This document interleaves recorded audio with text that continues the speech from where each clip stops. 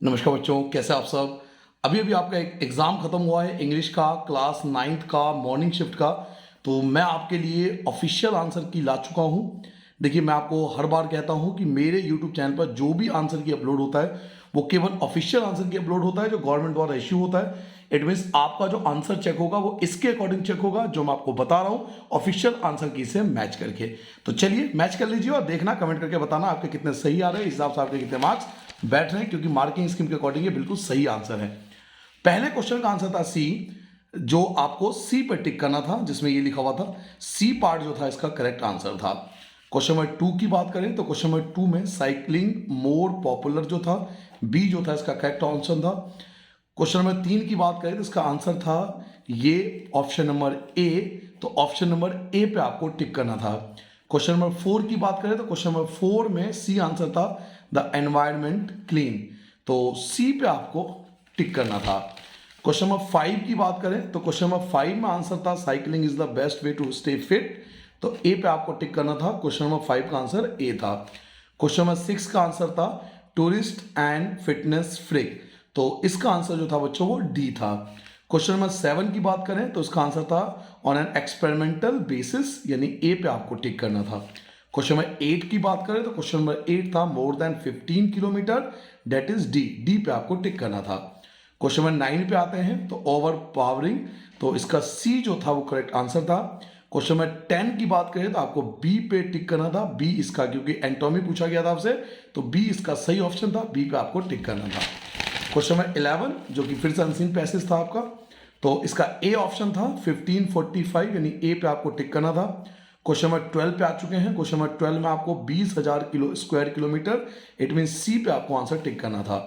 Question number 13 की बात करें तो क्वेश्चन नंबर 13 में था inappropriate water management, it mean D जो था इसका करेक्ट ऑप्शन था। क्वेश्चन नंबर 14 आ चुके हैं, इसका बी आंसर था contributing 40% of the GDP of the country, it mean B इसका करेक्ट आंसर था। क्वेश्चन नंबर 15 की बात करें तो इसका आंसर था 140 litre water is supplied per person per day in the country, it mean A जो था इसका करेक्ट ऑप्शन था, आपको ए पे टिक करना था। क्वेश्चन नंबर 16 की बात करें, क्वेश्चन नंबर 16 पे आंसर था जो करेक्ट आंसर दिया हुआ आंसर की में major and medium river, it means B पे आपको टिक करना था, बी इसका सही आंसर था। क्वेश्चन नंबर 17 में ट्रू था, ये स्टेटमेंट जो दे रखी थी वो ट्रू था, तो डी पे आपको टिक करना था। क्वेश्चन नंबर 18 की बात करें तो less water will be available to the people of India by 2050, तो बी जो था इसका बिल्कुल सही ऑप्शन था, बी पे आपको टिक करना था। ग्रामर का पार्ट आ गया, बच्चों को दिक्कत ग्रामर में आती है सबसे ज़्यादा, तो पहले का मस्ट आना था, पहले मस्ट आना था, स्कूल ऑफ रेगुलेशन आपको मानना ही पड़ेगा, तो ये कंपलसरी होता है, इसलिए बी इसका करेक्ट ऑप्शन था। ठीक है, क्वेश्चन नंबर 20 जो था उसका ऑप्शन बी था अलॉट, तो बी पे आपको टिक करना था। क्वेश्चन नंबर 21 की बात करें तो इसका आंसर था will have taken, will have taken यानी सी पे आपको टिक करना था। 22 की बात करें तो Priya asked Aamir how much the rent of his shop was, तो ए जो था उसका करेक्ट ऑप्शन था। 23 पढ़ते हैं। इस क्वेश्चन का जो करेक्ट आंसर था वो था डिड नॉट वांट, यानी बी पे आपको टिक करना था। क्वेश्चन नंबर 24 में इज आना था, इज इसका करेक्ट आंसर था, तो डी पे आपको टिक करना था। अभी आपका राइटिंग सेक्शन स्टार्ट हो गया था, यहाँ से आपका राइटिंग सेक्शन स्टार्ट हुआ था, तो 25 में आना था हाउ थिंग्स गेट बेटर, तो यहाँ पे जो ए था ये इसका करेक्ट आंसर था, स्टोरी का ये टाइटल होना चाहिए था। क्वेश्चन नंबर 26 की बात करें तो इसमें आपका बी आंसर था, जिसमें first second third and fourth सारे ऑप्शन दिए हुए हैं, तो ये जो आपका आंसर था वो सही था। इस प्रकार से आपको सीक्वेंस में लगाना था, पहले सेकेंड फिर फर्स्ट फिर फोर्थ फिर थर्ड, तो बी इसका करेक्ट आंसर था। क्वेश्चन नंबर 27 स्टोरी पढ़ोगे आप, जो पैसेज दिया था ये पढ़ोगे तो आपको मिल जाएगा, इसमें आना था सी, सी इसका करेक्ट ऑप्शन था। क्वेश्चन नंबर 28 पे आ चुके हैं। क्वेश्चन नंबर 28 में सेंसेबल आएगा, यानी बी जो था वो सही आंसर था। 29 की बात करें तो Asha and her father, it mean C जो था बिल्कुल सही आंसर था। 30 की बात करें तो we can choose how to respond to a different situation, यानी ए जो था वो बिल्कुल करेक्ट आंसर था इस वाले स्टोरी के लिए, क्वेश्चन नंबर 30 के लिए। यहाँ से आपका लिटरेचर स्टार्ट हो चुका था। लिटरेचर में देखिए सबसे पहले आपसे क्वेश्चन नंबर 31 जिसमें आपको प्रिजन एंड हॉस्पिटल, यानी बी आपका आंसर था। क्वेश्चन नंबर 32 की बात करें हैंडीकैप्ड पीपल, तो सी इसका करेक्ट आंसर था। क्वेश्चन नंबर 33 पे आ चुके हैं Evelyn has not given humorous pleasure to million, तो ये जो स्टेटमेंट था ये फॉल्स था, तो बी जो था इसका करेक्ट ऑप्शन था। क्वेश्चन नंबर 34 की बात करें तो एन्यूमरस यानी डी आपको इसका आंसर टिक करना था। नेक्स्ट क्वेश्चन की बात करें क्वेश्चन नंबर 35 की, तो अचीव्ड जो था वो सही आंसर था। इट मीन बी इसका करेक्ट ऑप्शन था क्वेश्चन नंबर 35 के लिए। क्वेश्चन नंबर 36 यहाँ से स्टार्ट हो जाएगा, जो कि आपको एक पैसे लिया था माई चाइल्डहुड में से। इसमें आपको पहला जो था वो सी था, यानी क्वेश्चन नंबर 36 के लिए राम तीर्थ था, यानी सी जो था वो सही आंसर था। क्वेश्चन नंबर 37 में आइडल्स आंसर आता, तो बी पे आपको टिक करना था, बी इसका करेक्ट आंसर था। क्वेश्चन नंबर 38 की बात करें तो इवेंट्स फ्रॉम द रामायणा, यानी डी जो था वो इसका करेक्ट आंसर था। क्वेश्चन नंबर 39 जो था वो था डी सेरेमनी, यानी डी पे आपको टिक करना था क्वेश्चन नंबर 39 के लिए।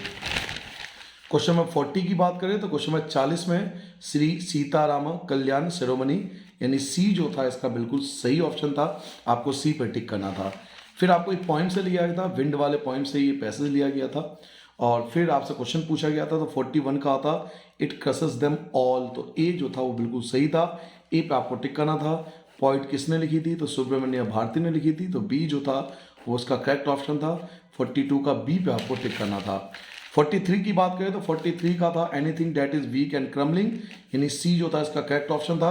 क्वेश्चन नंबर आ चुके हैं 44 पे, इसका आंसर था to bring a sense of insecurity, तो ए पे आपको टिक करना था। क्वेश्चन नंबर 45 में स्ट्रेंथनिंग, यानी ए जो था इसका करेक्ट ऑप्शन था। फिर आपको लिया गया था लॉस्ट चाइल्ड से ये पैसेज लिया गया था, और क्वेश्चन आपसे पूछा गया था मोमेंट्स में से ही looked at the child red eye, तो सी इसका आंसर था। क्वेश्चन नंबर 47 में दोनों ठीक थे, तो सी पे आपको आंसर लगाना था both A and B. Question number 48 की बात करें तो विलेज फेयर में जा रहे थे वो लोग, तो डी जो था वो सही था आंसर था। क्वेश्चन नंबर 49 में पी लाइक मेल्टिंग गोल्ड की तरह दिखाई दे रहे थे जो मस्टर्ड फील्ड थे, तो वो बी जो था सही था आंसर था। उसके बाद क्वेश्चन नंबर 50 में अफेक्शनेट आएगा, यानी सी जो था वो उसका करेक्ट आंसर था। उसके बाद 51 की बात करें तो डांसिंग गर्ल पे आरोप लगाया था ब्रिक लेयर ने, तो इसका जो था वो बी आपको करेक्ट आंसर पे लगाना था। 52 की बात करें तो क्वेश्चन 52 में था that parents are the most valuable, तो सी पे आपको टिक करना था। क्वेश्चन नंबर 53 में did not take away the mechanical teacher, तो डी जो था इसका करेक्ट ऑप्शन था। क्वेश्चन नंबर 54 में आ गए तो ए आपको आंसर लगाना था because it was not use by many people and appeal to the point, तो ए जो था इसका बिल्कुल सही ऑप्शन था। 55 की बात करें तो grandmother gave him a large ball of warm water, तो बी जो था बिल्कुल सही ऑप्शन था, टोटो वाले में से लिया गया था। और उसके बाद 56 की बात करें तो जो लिटिल स्वेलो था वो इजिप्ट जा रहा था, तो सी इसका सही आंसर था। 56 की बात करते हैं। 57 में देखिए तो his father had a big heart, यानी बी ऑप्शन था।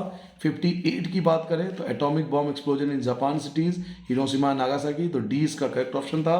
She thought it was too big to give away, तो ये सेंट पीटर से लिया गया था, तो जो आपके लेजेंड ऑफ द नॉर्थलैंड है, तो ए इसका आंसर था करेक्ट बिल्कुल। और बिस्मिल्लाह खां किससे अटैच थे, तो गंगा रिवर से बहुत ज़्यादा अटैच थे वो, तो सी जो था इसका करेक्ट ऑप्शन था। तो ये बच्चों ऑफिशियल आंसर की है, मैं बार बार कह रहा हूँ, इसके अकॉर्डिंग आपके मार्क्स आएंगे। तो कमेंट करके जरूर बताना कि आपके कितने मार्क्स बैठ रहे हैं। ओवरऑल पेपर बहुत अच्छा था, तो कमेंट करके बताना आपके कितने मार्क्स बैठ रहे हैं। मिलते हैं इवनिंग के पेपर के सोल्यूशन के साथ। नमस्कार, जय हिंद।